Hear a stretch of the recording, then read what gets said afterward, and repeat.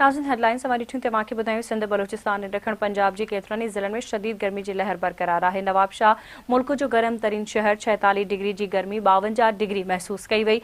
दादू ऐं सिबी में 47 डिग्री जी गर्मी 50, सखर में 46 डिग्री जी गर्मी 48 डिग्री महसूस थियण लगी।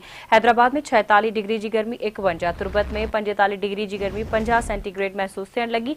रावलपिंडी ऐं इस्लामाबाद में गर्मी पद 40 डिग्री सेंटीग्रेड रिकॉर्ड कयो वियो। गर्मी 43 महसूस थी रही आहे। बहावलपुर बनून में 39 डिग्री जी गर्मी 42 ऐं कराची में 37 डिग्री जी गर्मी 43 महसूस थी रही आहे।